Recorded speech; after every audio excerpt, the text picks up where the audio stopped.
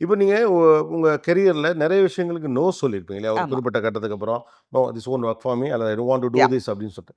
இந்த நோ சொல்றதுங்கிறது உங்க பிரிவிலேஜ்லேருந்து வருதா? இல்ல லைஃப்ப சரியா புரிஞ்சுகிட்டு இதுல லாபம் வந்தாலும் இத செய்யக்கூடாதுங்கிற முதிர்ச்சி மெச்சூரிட்டிலேருந்து வருதா? இல்ல I know how to judge I laugh at my self. சாமி வேஷம் போட்டு ஒரு சீரியல் எடுத்தேன். நான் என்ன பார்த்தா ஒரு சாமி மாரியே தெரியல. I don't look like Amman or anybody. ம். I look like a party going person.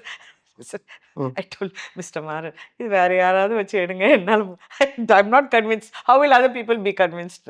A. And he also laughed and he said correct நீ சொல்றது. ஸோ தட் இந்த நோ சொல்றதுங்கிறது வந்து ஹானஸ்டிலேருந்து சொல்றது தான். இது ஹானஸ்டி. ஒர்க் ஆகல நம்ம வேண்டாம். ஐ திங்க் நெறைய பேரோட ப்ராப்ளம் என்கிட்ட என்னன்னா, I am too honest. They very scared of me. They very scared to talk to me. என்கிட்ட ஒரு படத்த பத்தி ஒப்பீனியன் கேட்கக்கூடாது. ம். அரசியல் பத்தி ஒப்பீனியன் கேட்கக்கூடாது.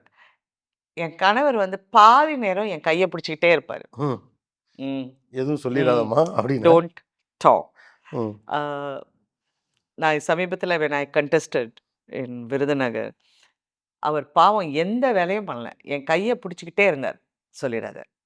எதுவும் சொல்லிடாத. சொல்லிடாத. அது சொல்லாத. அவங்கள பத்தி பேசாத. இவங்கள பத்தி இப்படியே but he is a very hard working person.